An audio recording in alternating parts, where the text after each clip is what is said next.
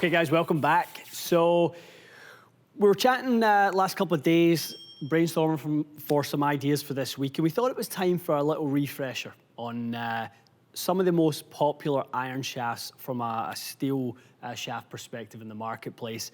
We have looked at that in the past, but I think with the supply chain issues right now, lots of people, if their shaft is not available to them, maybe they were fit for the shaft they had intended, maybe they're thinking about some other options in the marketplace, and we want to cover some of the more popular ones today and do a little comparison, RB. Yeah, it's definitely a question that we've been getting a lot. I know on your end, Mike, you deal with a lot of the inventory, so you see this on firsthand. Yeah. But you know, a lot of custom orders aren't necessarily delayed because of the heads. They're delayed because of some shaft options that may or may not be available depending on the flex and all kinds of things like that. So for us, we wanted to showcase options that may be, in some cases, comparable. Yeah. That really give the ability to say, if it's not option A, maybe you should give option B a try. That's going to work for feel and ball flight and kind of everything else that fits our swing group. Exactly. It allows us to touch on some of the points that we think are very pertinent to club fitting in terms of the differences a shaft actually makes shaft to shaft.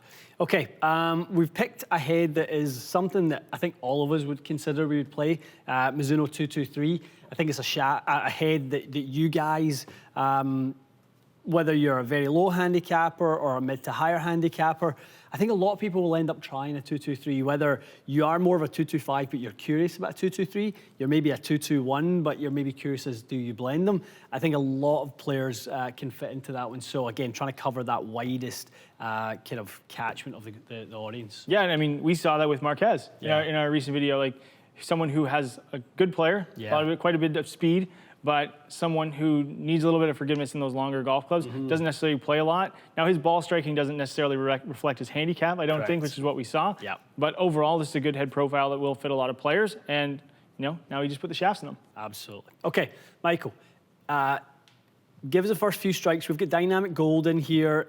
Call it, I mean, if you want, the, you know, quote unquote, the gold standard, mind the pun. It really is the most played shaft and has been at the top of the game for the longest time.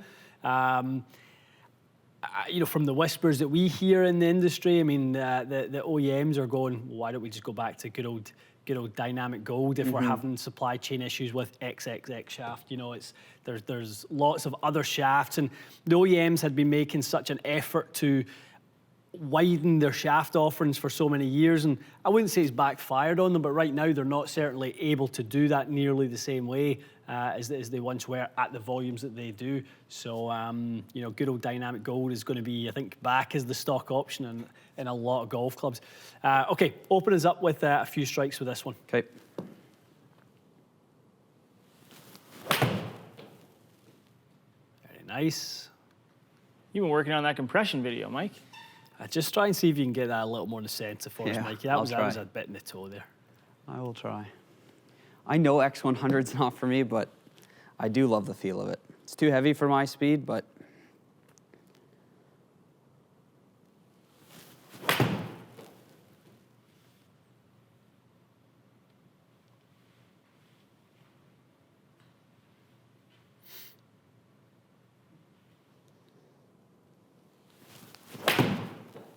good swing there.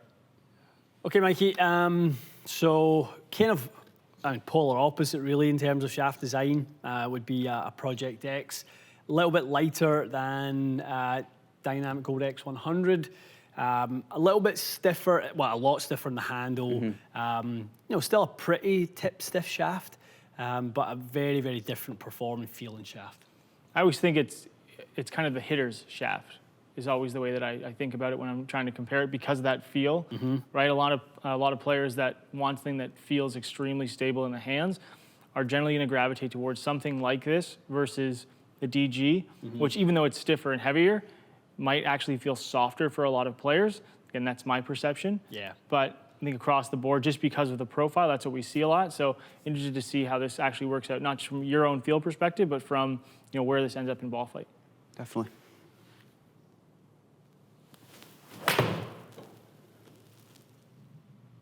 Really good. Nice.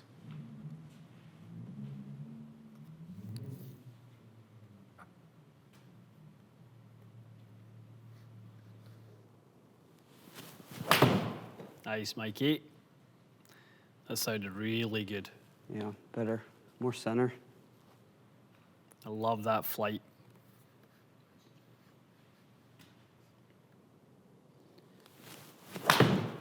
Nice. That's the sound. Okay, quite a difference between ProjectX and Dynamic Gold there. In terms of really your ability to manage the face, it was definitely a little bit easier for you to keep the face a touch open with that ProjectX. The face open was what kicked the spin up a little bit, so quite interesting. Quite a similar result, netted out, about the same, but Dynamic Gold being that little bit heavier, I think was probably what was making you kind of maybe work the hands a little bit. Again, that's back to club fitting, 101. That's what we do, isn't it? We try and influence the delivery to be better, or try and move away from the tendencies. As we always say, shafts don't spin. Yeah. But the dynamics that are changed by the shaft create variances. Definitely. And that's where it's important to talk about what those variances are in relationship to the end result, which is ultimately ball flight and the player, versus what the shaft weighs or the profile, or all these different things. Little subtleties like you could interpret the data there, and that ProjectX being a bit lighter allowed Mikey to sort of cover the ball and rotate onto it a little bit more. That would indicate the path was more neutral and the angle of attack was more down. The likelihood of somebody who's feeling a heavier shaft is that they're probably going to tilt on it a little bit and try and kind of gain some leverage from the tilts. That looked to me like what was going on with Dynamic Gold. So, a shallower, more sort of flippy hand action was kind of what I think we saw with that for Mike. And that was moving more towards a better delivery with ProjectX. But again, back to club fitting, Mike didn't like the feel of it. Yeah. So you're unlikely to be something you would actually game because you just don't like the feel. Yeah, I mean, it's nice to see that the firmer butt section of that club did control club face, which for me right now, I'd be reshafting my irons with ProjectX. Yeah. But for me, it's a feel thing, and it just wasn't for me. Cool. All right, OBAN steel here, completely different. As we won't do this for every sort of time we try, but we will introduce the shaft. OBAN is a different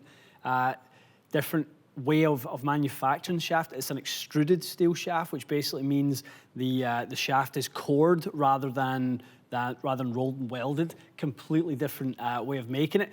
We have seen some 3D testing of these shafts that would indicate that manufacturing process could be superior. That's certainly what we've seen. The Gears 3D testing guys are completely independent. They have no affiliation with anyone. They said from a deflection standpoint, the OBAN steel is the most consistent they have ever tested. It's always really cool when we talk about the manufacturer. That's the part where I nerd out on. And to explain it from like a layman's terms, right? You have one piece of steel and it's wrapped. The other one is kind of like, in a weird way, it's making pasta. Yeah. It's coming out and it's hollow in the middle. It's all one piece. It's all equal all the way around. Yeah. You are going to find a weld line in basically every other steel shaft. You won't find it in this, and that's what makes it unique. Absolutely. Very cool. All right, let's see how this one goes, Mikey. Okay.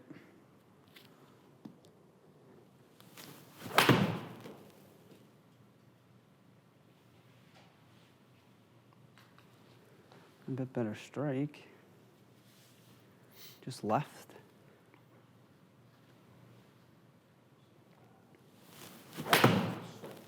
That's nice, Mikey. Yeah, the interesting one with this, feels so light compared to obviously everything else we tested.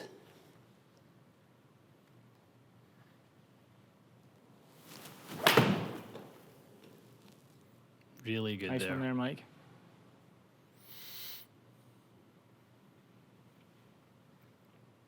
Okay, one more.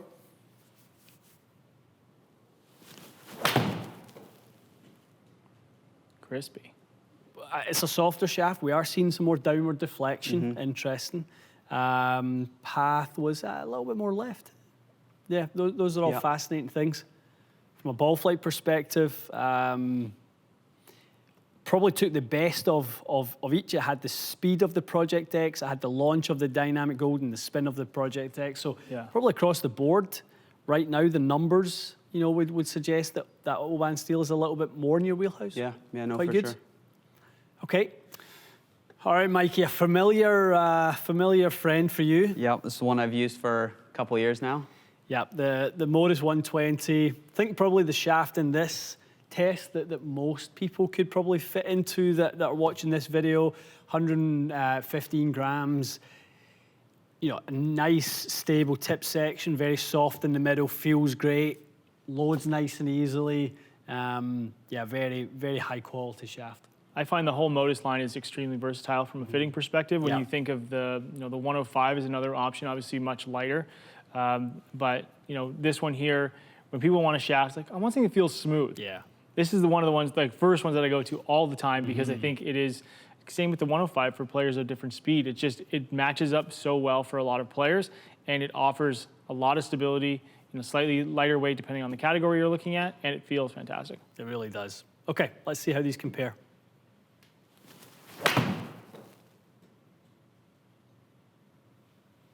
Could be pretty good. A little thin. Scrapey.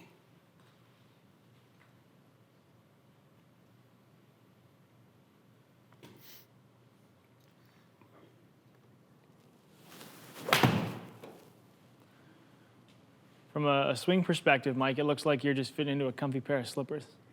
It's very, yeah, it's very comfortable. To try to be not like a non-biased review, I mean, it's why I've played it for a couple of years now. I just love I love the feel of it. I think it speaks to the point where a lot of players might see maybe a slight advantage when it comes to the shafts that they're playing from a numbers perspective, but it doesn't match up for feel. And if you're in a fitting, it's important for you as a golfer to really give that feedback, because the fitter can't really, we can help determine, like look at the numbers and kind of discuss our way through it, but it's very hard to interpret what that player is feeling on them, like on their own. So, when we ask questions like, how does it feel to you? What are you looking at? Those things are really important for you as a golfer to look at, for those watching, is to really offer that feedback. Because if there's something you're comfortable with and you're kind of stuck in between the two, and maybe one's offering 1, 2, 3% more advantage from a performance perspective, but it kind of levels out, go with the one, at least in my opinion, I would say go with the one that feels more comfortable, because I think in the end, you're going to be more confident when you're standing over a shot, thinking to yourself, well, it's going to perform how I expect it to. Yeah. I always say to our fitters, don't try to interpret feel for someone. That's for them to tell you. Just because you feel it, and we've tested every shaft in this wall, we know what they all do and how they all feel to us. But as a fitter, never interpret feel for someone. You can interpret the numbers and try and, manage the user patterns, and that's really what we are doing when we get launch monitor data like this. We're trying to establish positive or negative patterns, but from a feel perspective, we looked at that ProjectX, thought the numbers were great, and Mike said, yeah, I don't like it. Yeah. I really don't like the feel of it. It doesn't feel like it's in the right place. We love the feel of dynamic gold, but clearly the result wasn't quite as good. So, like you said, RB, we're never going to try to manipulate someone's opinion, towards liking something that we like. You shouldn't anyway. Okay, a couple more.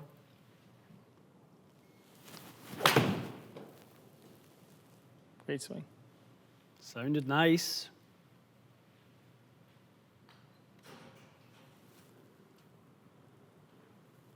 Yeah, it was a good strike.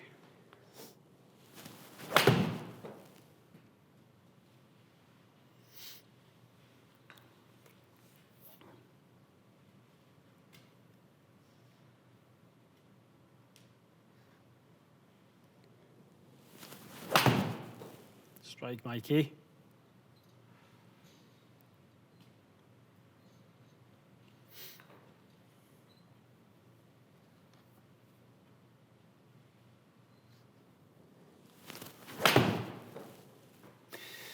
All right, Mikey. So we just ran through dynamic gold with you there. 120 grams, S400. Really like that shaft for your timing. Really like the ball flight off of it. From a design perspective, it's the softest butt section. I think is equally as tip stiff as anything until this one. Right. The ProjectX LS is a different animal. How did you feel with that last one? As a Modus 120 user, I know they're not the same spec, but you could transition from Modus 120 to DG 120, no problem. And that's a great take in that, guys, this is the point of doing the video. We are trying to establish shafts that if you did get fit for a Modus and you're, you know, fitter or the company you worked with say we can't get that for another 3 months, and you just go, I don't want to wait 3 months. What's similar? That's a good take. That Definitely. For you could have moved into those dynamic gold 120s. Very, very cool. Just came in a new tour issue sort of version as well, which is nice. That's the weight sorted version of the dynamic gold. Just slightly tighter tolerances. We love to work with the best components in the world, grips, shafts and heads at the tightest tolerances that we possibly can. So really fits our model really, really nicely. I always like when we have a shaft that you know when it's coming, especially from a taper tip perspective versus a parallel one where you can kind of weight sort and build your own set, make your own adventure. This allows you, when you come in, you know, they come in literally bundled in a set. So, you know, they're putting together, we double check them, and then when it goes into a set of golf clubs, you know, we're getting tight tolerances, we're getting flex from iron to iron, and it also helps with feel and all kinds of other different elements. It really does. Okay, last but not least, and this is kind of last for a reason, because it's the kind of most different in the bend profile. This would be, you know, you could say an OBAN, especially the last three, OBAN 115, DG 120, Modus 120. You could kind of flip-flop between those and feel very comfortable. Yeah. This one's a different animal. ProjectX LS, designed really to be, the lower launch, lower spin, you know, offering for the heavy, stronger player, heavier swing speed, heavier loader, which will be very interesting because if we do a quick overview right now, we're not seeing an awful lot of difference from a launch and spin perspective. Like if you told someone that high launch shaft is 18.5 and a low launch shaft is 17.4, they'd look at you and go, well, you know, you sure it just didn't hit a groove lower in the head and a groove higher in the head and, you know, that type of thing. So, guys, that's why we always harp on about, you know, don't get too led towards shaft profiles from a vertical, you know, ball flight perspective. You're actually more likely to see a bigger difference by managing the face orientation and keeping the face a little bit more open rather than closed. That's more likely to change the height than the actual shaft deflection from a dynamic loft perspective.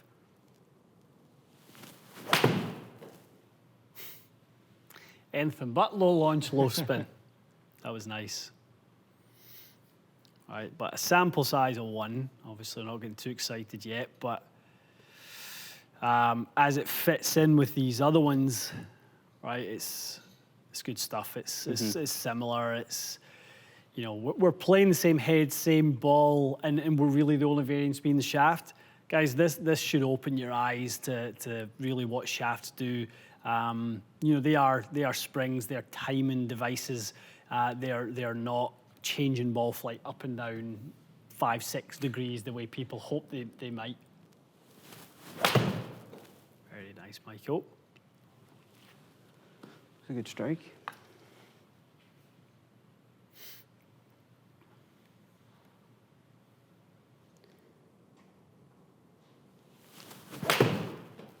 Nice.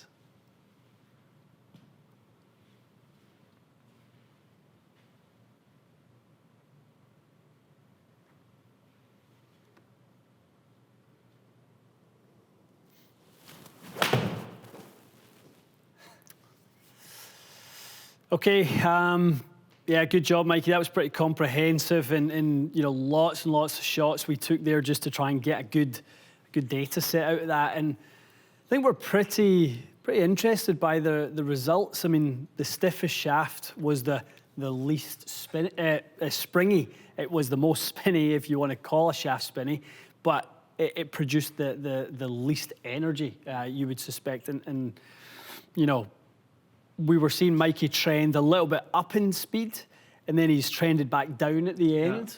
You know, fatigue, I don't think so, but maybe. But very, very interesting stuff. We can see some of the softer shafts, you know, definitely deflecting downward a little bit more. But from a ball flight perspective, I mean, I think we can throw this into the Mythbuster series if we truly want. Is there such a thing as a high launch and a low launch shaft? Well, maybe for someone, but not for Mikey in this case. You know, I didn't really see that at all. Probably the shaft we liked the most from a ball flight perspective. ProjectX was very, very straight. Look at the standard deviation across ProjectX LS. You actually done quite well with ProjectX, both of the ProjectX, which is quite fascinating. What did you think, Mikey? Before I tell you what I thought was the best, again, we were talking about not trying to impose our feelings on the person. You know, what did you like? The last few shots with OBAN 115 were nice. Modus, obviously, again, try not to be biased, but Modus just feels great. Yeah. And I was surprised with that true temper. It felt quite. This is a different feel ProjectX in my opinion. I thought just regular PX felt typical, you know, stiff in the butt section. Not really my cup of tea. Yeah. To be honest with you, this was surprising. I don't hate the feel of this shaft. It's a little softer in the handle than original ProjectX, but it's quite a bit stiffer in the tip section. So that's interesting. It might be playing more towards the feel that you like then. Yeah. The result was good. In the highest spin rate, it was around the kind of best launch. We were losing a little bit of speed, so the efficiency was good. It was good across the board. But yeah, guys, hopefully we're leading you towards kind of the conclusion that, you know, there are some differences in the way these shafts feel. We're never going to deny that. They're not the same. You know, we're not standing here saying by any means that because the launches in spin are quite similar that these shafts are all the same. They're absolutely not at all. There can be very, very distinct differences in them. But at the end of the day, if you're really trying to make a significant difference to your ball flight, the shaft is not where you're going to find it. Like Ryan said, a little loft change, a ball change, that's going to be far, far more significant. Our role as the fitter is trying to put the best components in Mike's hand to help him make the best delivery that he can possibly make and be the most consistent player he can possibly be. That is ultimately the role of trying to put these parts together. Good? Yeah. We changed your mind on anything in here? I think I need to do an iron fit before I build some clubs this evening, but we'll see what happens. You want to do before you build them this evening? I might do a self-test one more time just to make sure, but I think I'm pretty happy with where I'm going. Okay, guys, hopefully, again, this is a refresh of a test we have done before. Mikey represents so many of you out there at the, you know, average of 85 miles an hour, probably would say, across the board with Mike's speed.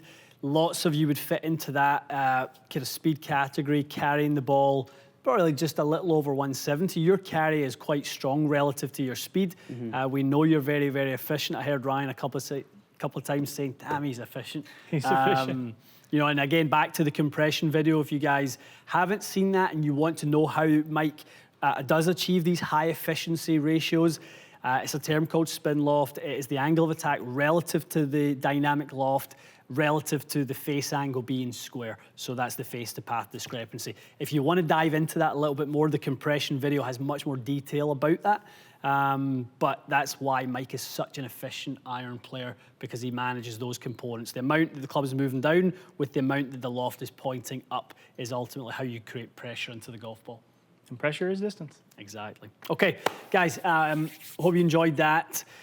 I think there's a few more a few more sort of iron videos we want to do related to shafts. We've not really done a comparison of the most popular graphite iron shafts, and we get that a lot. Graphite iron shafts have come a long, long way. They're really becoming more popular. We're seeing, I mean, I think whether we see some on the PGA Tour or not, I don't know if that's all that relevant to you guys, but we think you should probably be, at this point at least, trying some graphite to see if it's something that helps you with your game. 100%. I think it's come a long way, and it fits a lot of different players of all different speeds. Definitely. Okay, stay tuned for that. We will see you again soon.